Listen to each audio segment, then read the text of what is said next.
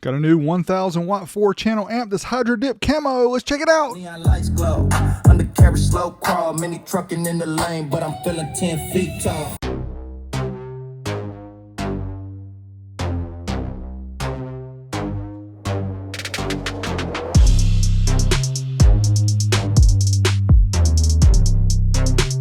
Big D's back again today with a down for sound 4-channel 1000 watt amp called the JP154. Now this is available in 10 different colors, but we have something really special with the color of this one, and I'll show you once we get it open. Let's open up the package. Be real careful, not scratch the amp. Here we go.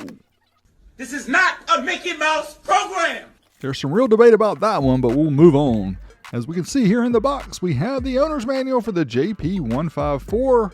It gives you all the specifications, shows you how to hook it up, how to wire it. Also talks about the 41 click potentiometers as well for your crossovers to get them right.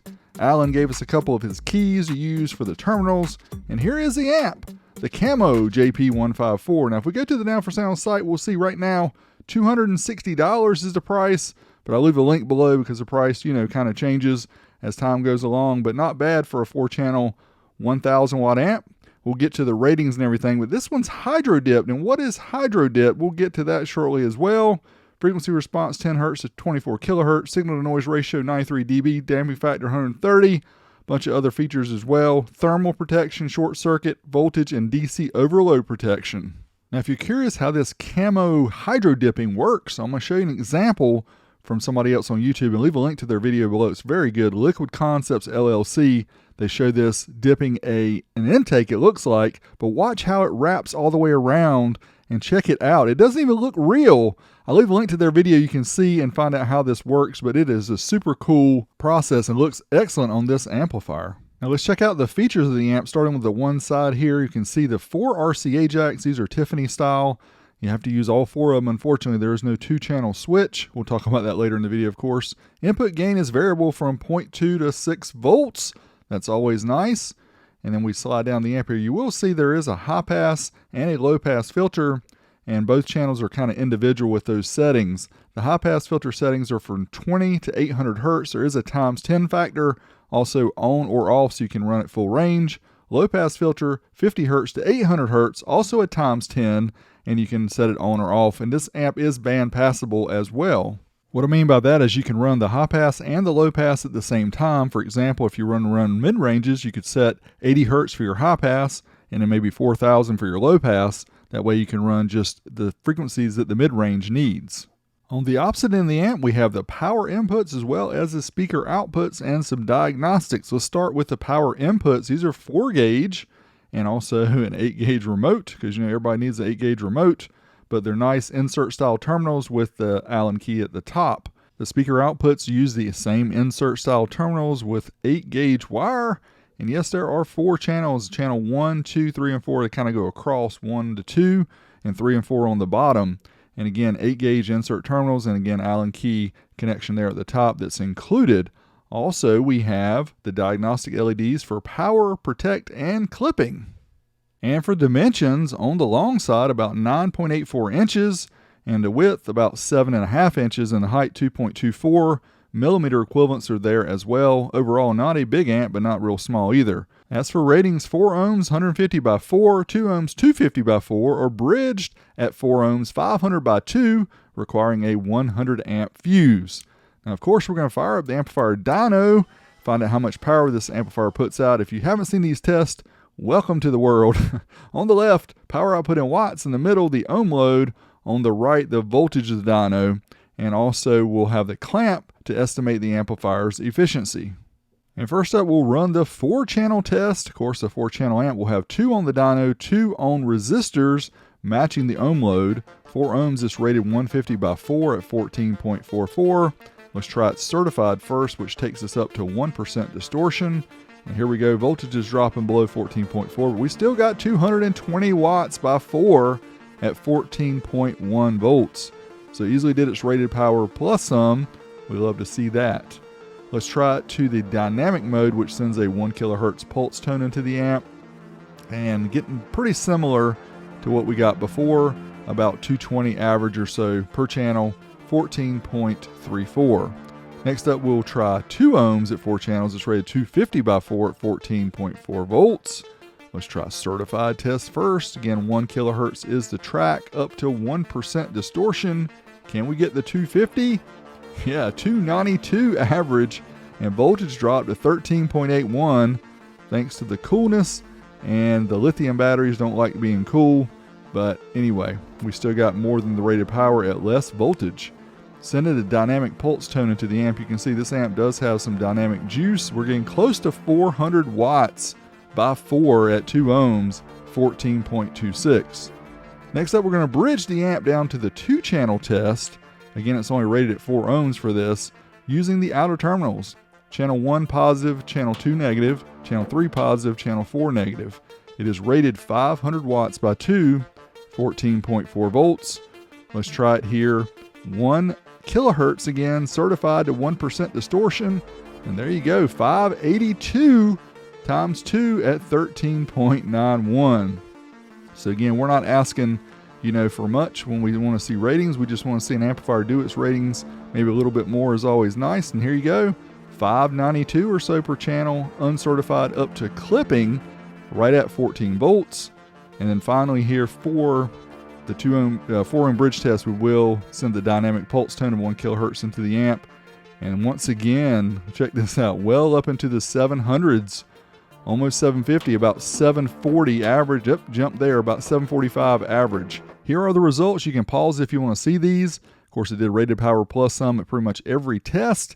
Efficiency, though, is what really stood out. Very high efficiency numbers, which are very good. That means you get more power for what you put into it. Now, recently upgraded to a Thermal Master. This is the P3, around $300. I'll leave a link below.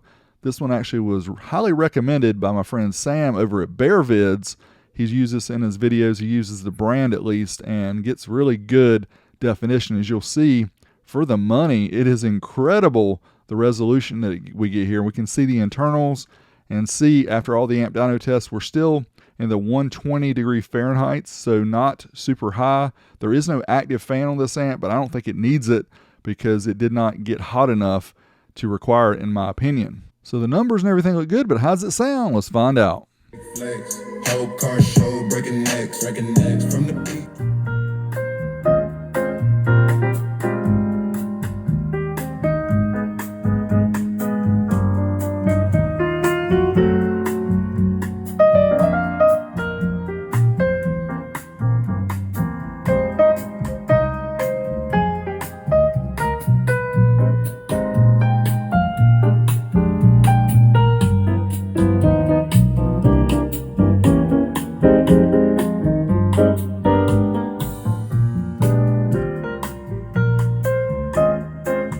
Jazzy chill music is fun, but let's add the subwoofer. Find out if it bumped though. Yo, Democrats, Republicans talk like a street fight. Off camera toasting to the same cheap sweet life. National debt climbing like a countdown, but they still shop votes. Keep their money in the background, still lurking in the hallway. Donors make calls, get it done by the next day. Fox News, CNN play the same chess, argue about nothing while they dodge that mess. Independent media try to drop that proof. Prime cons, pop folks vibing with the raw truth.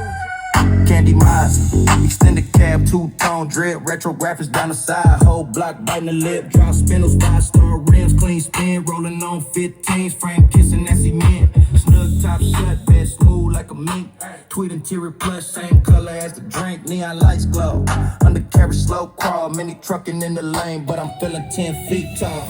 Mini truck tail dragging through the coast, 5-speed slide, let it go, big subwoofers beating out the trunk, loud stereo system got it crunk, get done, mini truck.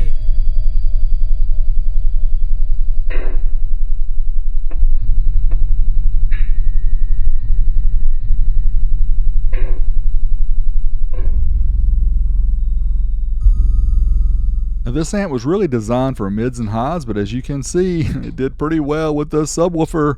Lots of flexing going on. It sounded great. Now let's take off the bottom panel, even though we could see through it. We want to get rid of the reflection so we can take a closer look at the internals. Taking off the plexi panel with 6 screws. Here we can see what's next. Probably something big as usual.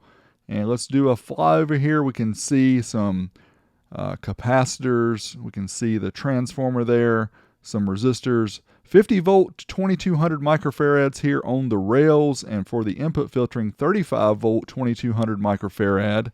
And then once again we'll do the fly through, see some additional surface mount components there. There's the transformer, and yeah, overall looks pretty good. Now let's talk about the pros and cons, things I like, things I think could be better. First off, the things I like, obviously rated power plus, high efficiency is always good, 2, 3, or 4 channel output, so you can use it very flexibly. High pass and low pass crossovers and band passable as well. It does have the really cool plexi bottom. Of course, that unique camo hydro dip finish really makes this one stand out. I can't believe this one doesn't cost more than any of the other ones, but I think it probably should. Things that could be better, it does require 4 channels of input. We really like to have a 2-channel switch. That would be nice. There is no bass knob because it's not designed to be a 3-channel amp, but it works that way. There's no RCA outputs. The silk screen is difficult to read on the ends of the amp because of the difference in contrast is not that great. And 1 ohm stereo or 2 ohms bridge, does it work there? It's not rated to. Of course, we might try it if you stick around to the very end of the video. Thanks as always for watching. Hope you guys appreciate the video. Amplifier performed well. The finish looks really cool. Sure, a lot of the hunters out there are going to want to get one of these. Now, this is not designed to be used in waterproof scenarios, boats, and your side-by-side stuff like that. This amp is not designed for that, but thought you might like it. So thanks for watching as always. Till next time, this is Big D. I'm out of here. Well, actually, I'm really not. I'm still here because I haven't shown you the very end. We're going to do some tests at 2 ohms bridge, which is 1 ohm on the amp. Let's try 2 ohms bridge certified to 1% distortion first with 1 kilohertz. It's not, again, designed to do this, so let's try it anyway and see what happens. Here we go, sending that 1 kilohertz track in. As you can see, it stops around 138, 134, then it jumps up. So it is really not like 2 ohms bridged, but it's not rated to handle it, but I just wanted to try it for you guys. But since that one kind of stopped, I wanted to try the uncertified test up to clipping to see if it would do this full test here. So let's try this test and see if it'll run all the way up. I bet it will. Let's try it out and see what kind of numbers we get. Here we go, 1 kilohertz, straight into the amp. Can it do it? Uncertified, 2 ohms, that's 1 ohm per channel. There you go, 695, 673, about 685 watts per channel, times 2, 13.7 volts. And finally, we're going to send the pulse track, the 1 kilohertz track, using the dynamic mode on the dyno to find out how much dynamic power this amp has. Remember, it's a 1,000 watt amp, but check this out. Okay, quite a bit more than 1,000 is literally doubled. We're talking about 2,400, almost 2,400 watts total at 14.23. There you go. Thanks always for watching. Smash me a thumbs up. Till next time, you know where Big D is. I'm out.